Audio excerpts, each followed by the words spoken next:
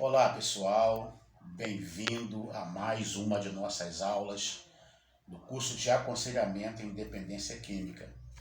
Meu nome é Carlos Alberto Silva Ferreira, psicólogo, e hoje nós vamos conversar sobre o segundo fator de vulnerabilidade, ou seja, o segundo fator que deixa as pessoas vulneráveis ao transtorno de uso de substância.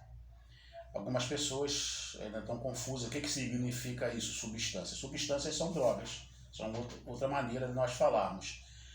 Usamos substância abreviando substância psicoativa. Então, quando eu falar substâncias ou substância psicoativa, é a mesma coisa de eu estar falando drogas. Então, a gente está falando hoje do segundo fator. Já falamos do primeiro. Gostaria, se você não lembrar, dar uma olhada aí no seu texto, no seu vídeo. E hoje é o segundo fator. Esse segundo fator está ligado à capacidade que as substâncias psicoativas têm de aliviar dor, sofrimento, desconforto e padecimento. Vocês estão acompanhando aí os vídeos que nós estamos mandando, as aulas extras. E vocês sabem que existem dois tipos de dor. A dor física e a dor social. A dor social a gente também chama de dor psíquica. É aquela dor que não está no corpo, mas está no coração, está dentro da gente.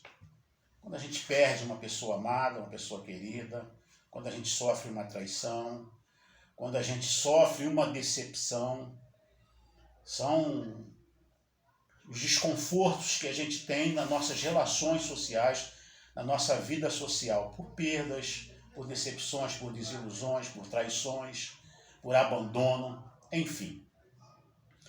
E a gente muitas vezes sente que dói aqui no coração. E é até estranho, porque pelo vídeo você viu que a dor se localiza no sistema nervoso central, mais especificamente no encéfalo ou no cérebro. O sistema nervoso central, SNC, é composto de encéfalo e medula espinhal. A gente costuma falar simplesmente cérebro. E vamos usar o termo cérebro porque é mais simples. A gente aqui não tem a intenção de dar aula de neuroanatomia, apenas uma compreensão básica daquilo que acontece dentro de nós. Então, a substância psicoativa ou a droga, ao ser consumida, ela entra na corrente sanguínea.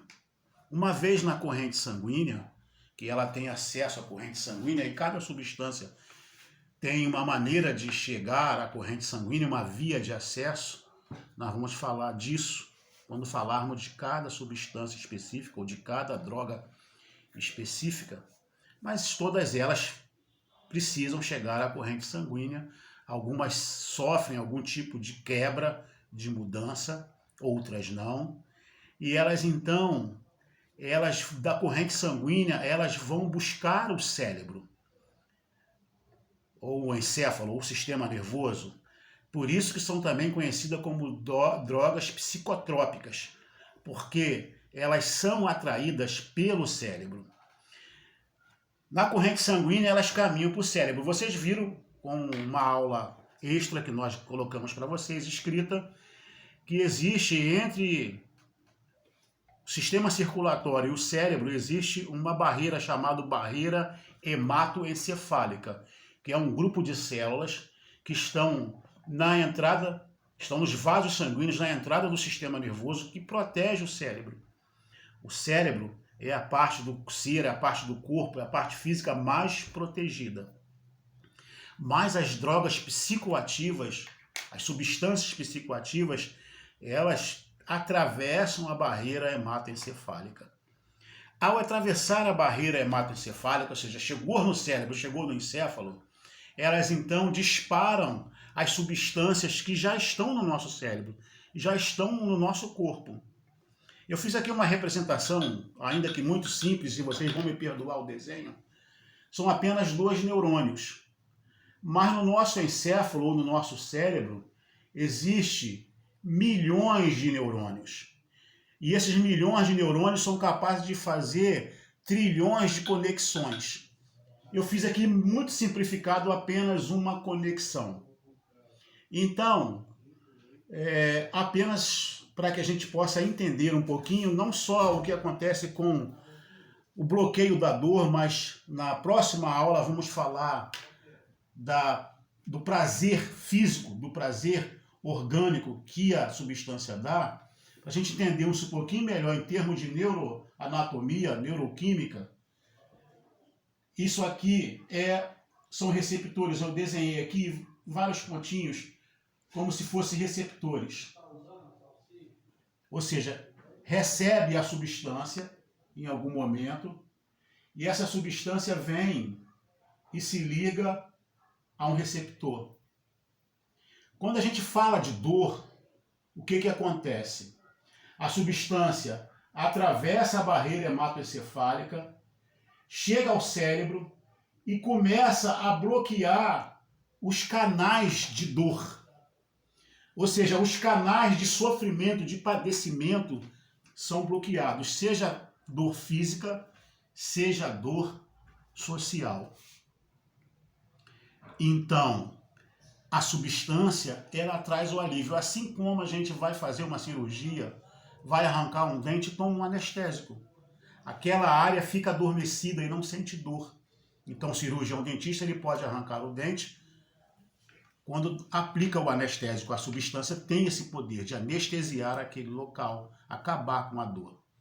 Só que depois de um tempo, o efeito da substância passa e a dor volta. Aí a pessoa precisa continuar tomando alguma coisa, o analgésico, até que aquela área esteja paralelamente, a pessoa vai tratar, tomar os anti-inflamatórios, tomar antibióticos se for necessário, para cuidar daquela área.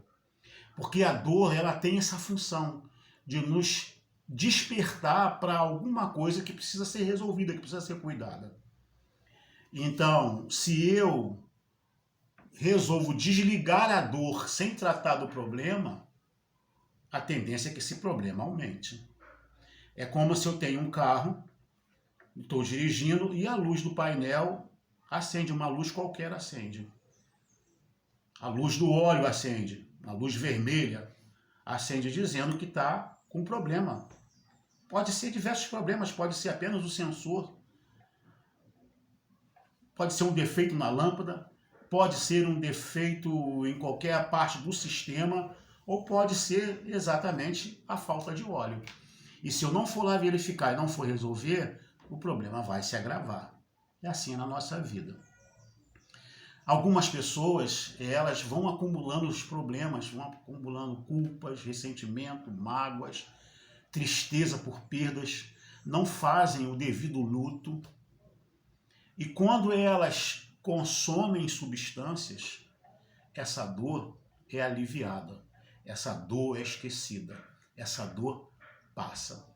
Algumas pessoas, a encarar a sua vida, a sua realidade, sofrem com a sua realidade, se sentem mal com o tipo de vida que se enfiaram, que se meteram. Ao usar substância, isso se desliga, isso se apaga. Muitas pessoas acreditam que a dependência química ou o transtorno de uso é só porque a pessoa está buscando prazer. Não. O prazer, sim, pode acontecer em algumas circunstâncias. Mas algumas pessoas, elas já não têm mais prazer. Nós vamos conversar isso com vocês mais adiante. Algumas pessoas, elas já vão para a substância sabendo que não terão prazer. Mas o que elas buscam é alívio para o seu sofrimento, porque estar sóbrio, a sobriedade às vezes é muito dolorosa. Nós trabalhamos com a ideia de um primeiro momento a pessoa ter sobriedade, no segundo momento ela ter serenidade. Isso é uma etapa que nós vamos conversar com vocês também mais adiante. Mas a primeira etapa é a sobriedade. É aprender a viver sem substância. E até ela alcançar a serenidade, isso leva um tempo. E nesse meio tempo ela precisa aprender a lidar com dor. E às vezes a dor é muito difícil de ser suportada, de ser carregada. A pessoa não sabe como se livrar daquela dor. Às vezes é impaciente, porque como nós colocamos no texto, nós vivemos numa sociedade que fica nos incentivando a logo despachar a dor. A ordem da nossa sociedade capitalista e consumista é: seja feliz, seja pleno. Se você não está conseguindo isso, tem alguma coisa errada com você. As propagandas, os meios que chegam até nós de convite ao consumo, até mesmo a indústria farmacêutica, é isso. É inadmissível, a mensagem é essa: é inadmissível viver com dor. Nós vivemos num mundo de rapidez. Alguns anos atrás, eu não sei quem se lembra, no início dos anos 90, quando chegou até nós a internet era feita por telefone, a chamada internet de escada. E como demorava para carregar uma página. Hoje em dia nós temos mais paciência de ficar esperando uma página carregar.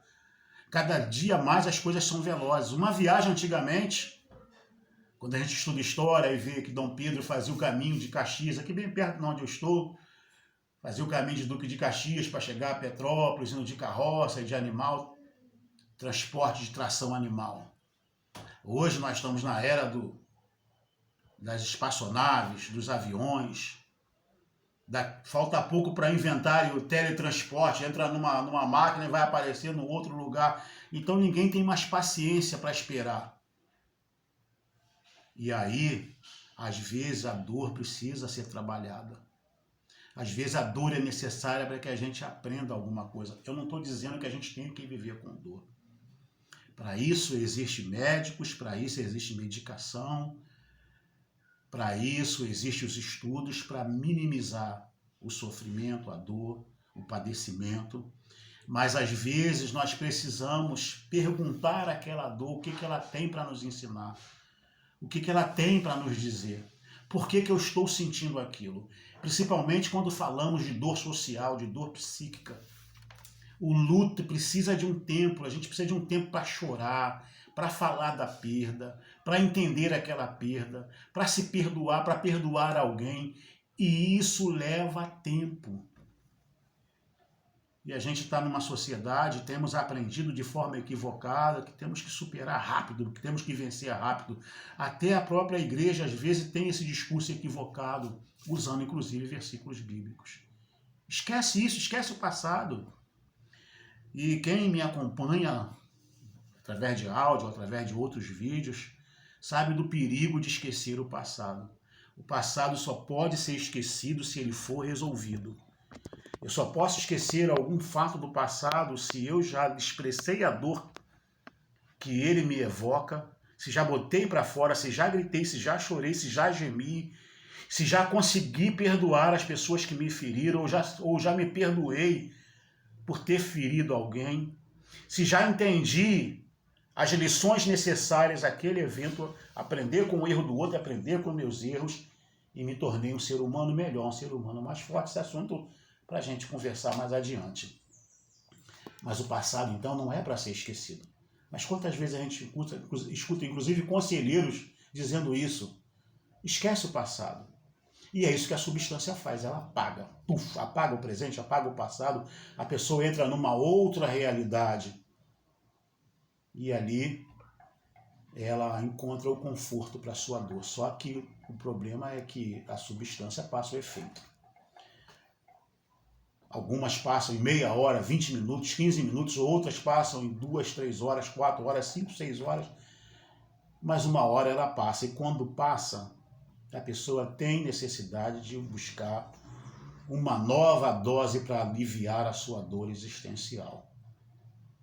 E aí entra num círculo vicioso, porque daqui a pouco ela desenvolve também a tal da dependência, a dependência metabólica, e já não é só o sofrimento psíquico, o corpo também começa a sofrer com a falta daquela substância. O corpo começa a exigir aquela substância, quando há o desenvolvimento dessa dependência. Como nós vimos em diagnóstico, algumas pessoas usam, têm transtorno de uso sem desenvolver a dependência. A gente volta a falar desse assunto em aulas posteriores. Por hoje, o que é importante entender é esse fator de vulnerabilidade. Mais do que a aula de neuroanatomia, algumas pessoas têm algumas dificuldades, isso não é tão importante assim.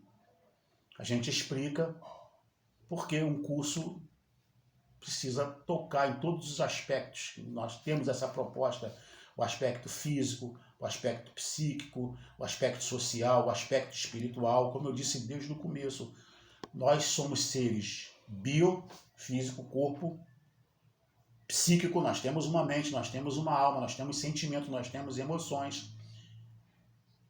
Social, nós somos seres de relacionamento, de contato, de troca, e espiritual, porque nós necessitamos de nos relacionarmos com algo que nos transcende, algo que é maior que nós mesmos.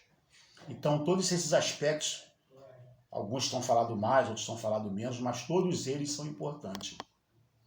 Então, aqui a noção biológica, a noção neuroanatômica não é tão importante.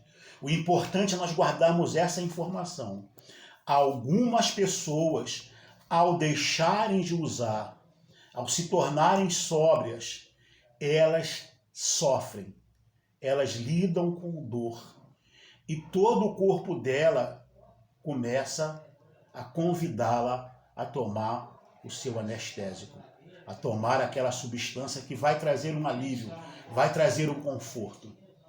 E algumas vezes, em alguns casos, ainda promove prazer. Algumas pessoas, nós vamos ver na próxima aula, no próximo encontro, algumas pessoas buscam isso, somente o prazer. Mas hoje, queremos fixar aquelas que estão em busca de alívio de sofrimento. E mais adiante a gente precisa aprender a como ajudá-las. Essa é a ideia. Obrigado, bons estudos e até a próxima aula.